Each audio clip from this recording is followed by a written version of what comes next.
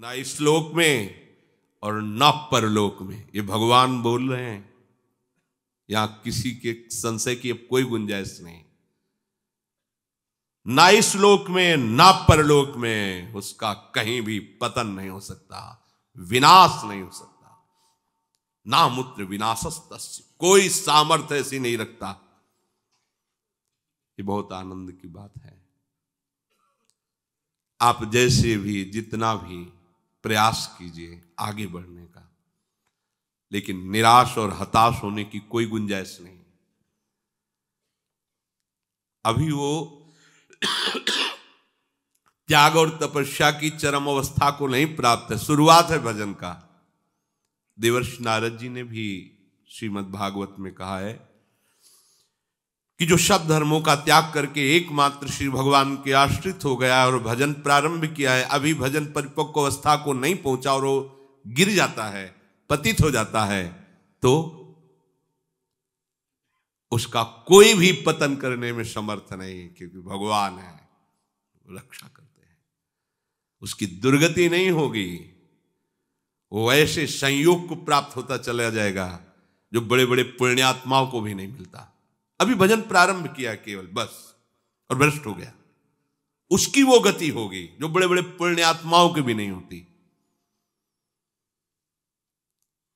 जो भगवद आश्रय लिए हुए है, नामे भक्ता प्रणश्यति, नाश नहीं। एक बार बोला आपने राधा, एक बार जीवन में, चाहे जिस भाव से बोला, और जब आप मरोगे तो वही यमराज स्वरूप है, वही धर्मराज स्वरूप है।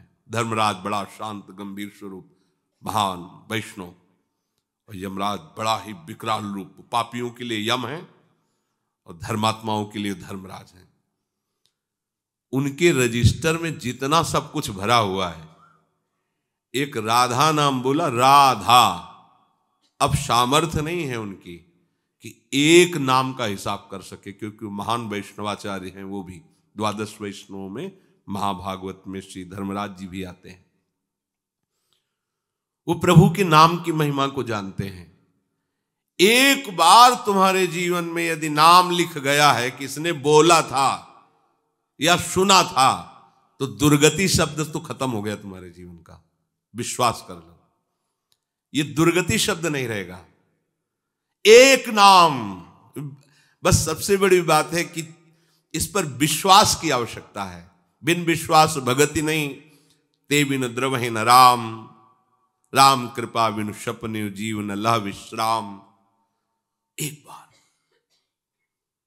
कई बार सत्संग में सुनाया है कि दो भाई थे, एक भाई धर्मात्मा और संत सेवन, साधु महात्माओं को देखते ही उनके चरणों में प्रणाम करना, आदर पूर्वक विनय पूर्वक घर लाना, उनका पाद प्रक्षालन, चरणोदक उतारना, उनकी पूजा करना, सुंदर भोग पकवान बना के उनको पवाना, आदर से विदा करना। उनका जो भाई छोटा था, शराब पीना, मांस खाना, गंदे आचरण करना और अपने भाई का भी विरोध करना, साधुओं को देखते ही गाली देना, ऐसा। दोनों की अपनी अपनी वृत्तियां। बड़े भाई को अंदर से बड़ा कष्ट होता। एक ही गर्भ से पैदा हुए पर कैसा ये असत आचरण करता है, कब इस पर भगवान की कृपा होगी।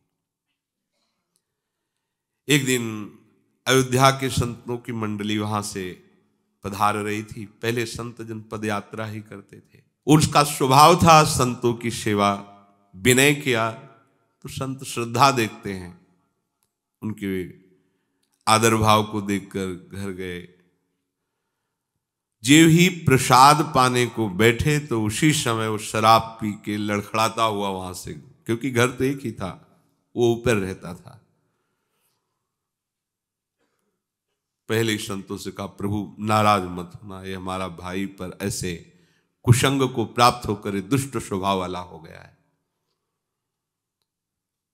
वो संतों को गाली देते हुए ऊपर चला गया, प्रसाद पवाया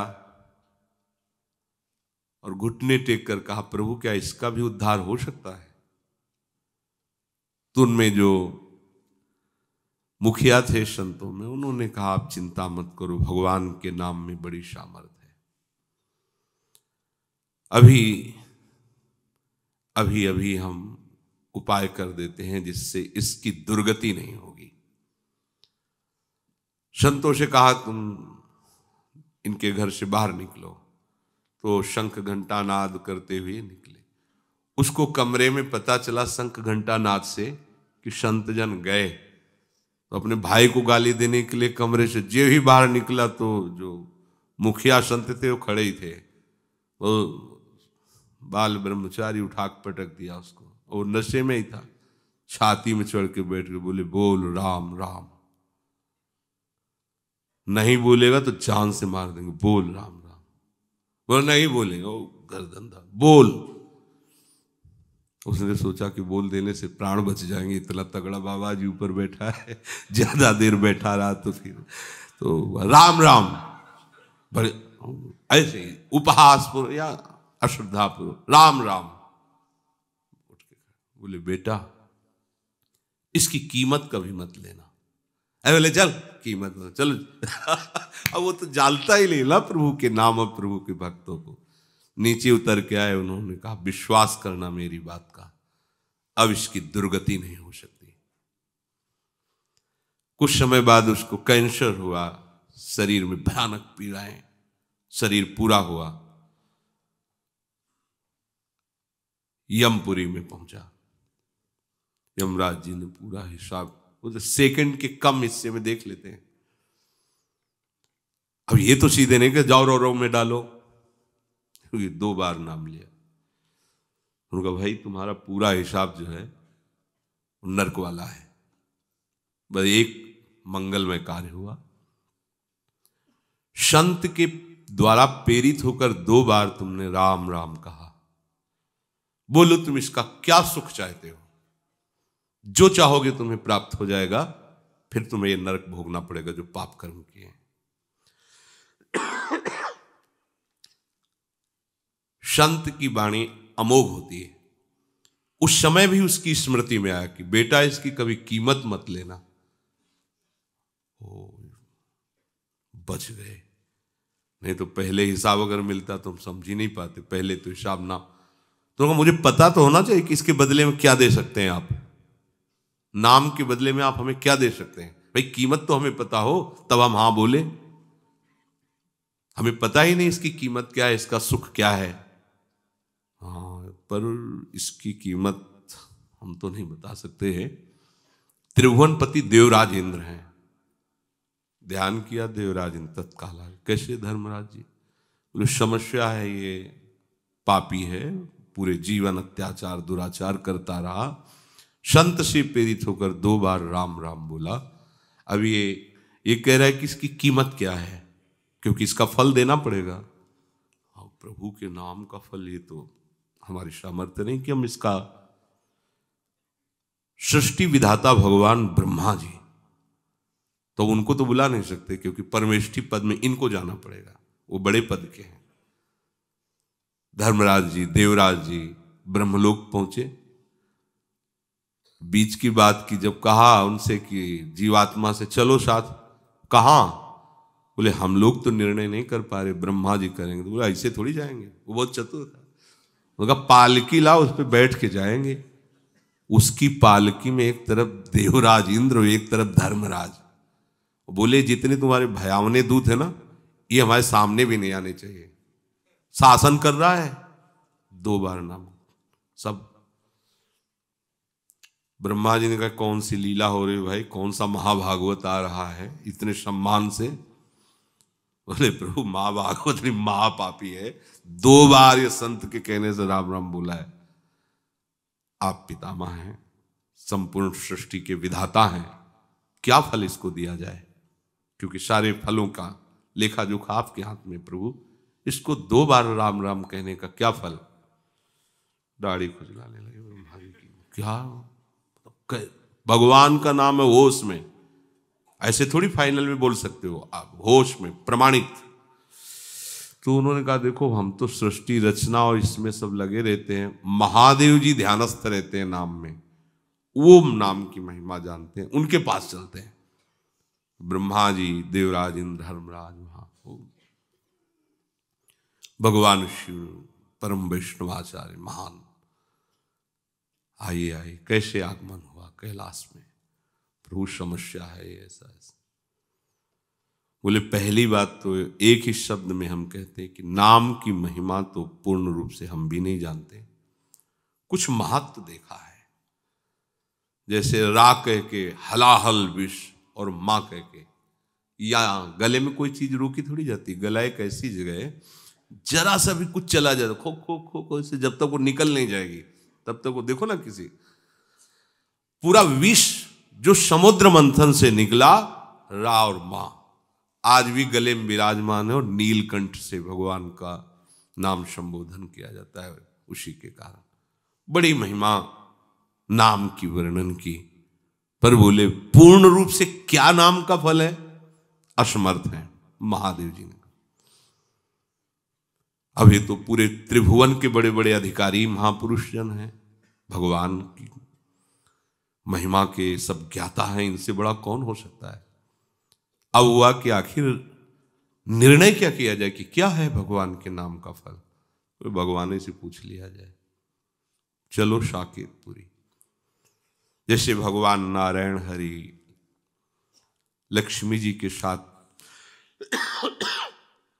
वैकुंठ में विहार करते हैं अपने दिव्य पार्षदों के साथ, ऐसे ही भगवान रघुनाथ जी सिया जी के साथ अपने परिकर के साथ साकेत बिहारी हैं। देखो इस पापात्मा जीव को वहां किनके साथ जा रहा है? ब्रह्मा जी, महादेव, देवराज इंद्र, धर्मराज, अखिल लोक चूड़ामणि भगवान सिंहासन पर विराजमान हैं। वाम भाग में सियाजू विराजमान हैं। चरणों को सहलाते हुए महावीर, महाबली, परम ज्ञानी हनुमान जी महाराज, और पूरा सब। प्रभु मुस्कुराए, कैसे कैसे ये सब भगवत स्वरूपों का कैसे आगमन हुआ? बोले प्रभु बड़ी समस्या है, इसको आप ही समाधान कर सकते हो। ये जीवन भर आपकी आज्ञा का उल्लंघन करने वाला जीव है, शास्त्र विरुद्ध आचरण, पापात्मा। संत से प्रेरित होकर 2 बार आपका नाम लिया है, इसका क्या फल हो सकता है? क्योंकि हम सब असमर्थ हैं कि इसके फल का ठीक निर्णय कर सकें। भगवान ने कहा उठा के हमारे पास लाओ, तो गोद में बैठा ला, दुलार करते हुए कहा कि कोई कितना भी बड़ा तपस्वी या साधन संपन्न हो, ऐसी स्थिति को नहीं प्राप्त होता, वो अपनी गति को प्राप्त होता है। पर इसने संत के द्वारा 2 बार नाम, तो नाम का क्या फल है ये तो पूर्ण रूप से हम भी नहीं कह सकते, पर उसका महत्व क्या है ये तुम देख लो कि हमारा साधन भजन करके पदों पर पहुंचा जा सकता है, लेकिन हमारी गोद में केवल नाम का प्रभाव आप महापुरुषों के साथ यहां तक आया, अभी हमारे ही धाम में रहेगा। इसके बाद नाम की क्या कीमत है, क्या महिमा है, ये तो हम भी नहीं कह सकते। कहूं कहां लगी नाम बड़ाई, और राम न सके नाम। ये पक्का है, आपने जो भगवान नाम लेना शुरू किया तो नाश शब्द तो आपके जीवन से गया। जो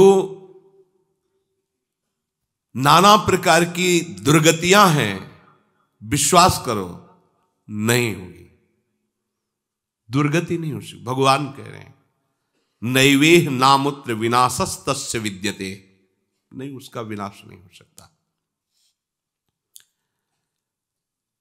फिर होगा क्या? दुर्गति तो नहीं होगी। भगवान कहते हैं कि उसने निश्चय किया है ना, मैं भगवत मार्ग में चलूंगा, बस इस निश्चय के कारण उसका कभी भी नाश नहीं हो सकता, दुर्गति नहीं हो सकती। मैं भगवत मार्ग में चलूंगा, अब चल नहीं पा रहा, लड़खड़ा रहा है, गिर भी पड़ता है, राहत न प्रभु चित चूक किए की, करत सुरत शैबार ही की। प्रभु बाहरी बात नहीं देखते हैं, हृदय की बात को। हम चलना चाहते हैं पर चल नहीं पाते, यह हमारी असमर्थता है, पर हम पाना चाहते हैं। इस बात को प्रभु केवल जानते हैं, दूसरा नहीं।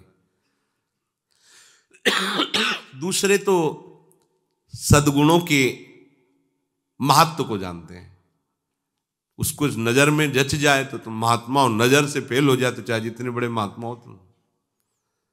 प्रभु आंतरिक विषय को देखते, ये मेरे मार्ग में चलना चाहता है, पूर्वाभ्यासवश मेरी माया की प्रबलतावश ये आगे नहीं बढ़ पा रहा है, नाश नहीं होगा, पतन शब्द नहीं उसके जीवन में होगा, न में भक्ता प्रणश्यति। जैसे महाराज भगवान ऋषभदेव जी के पुत्र भरत जी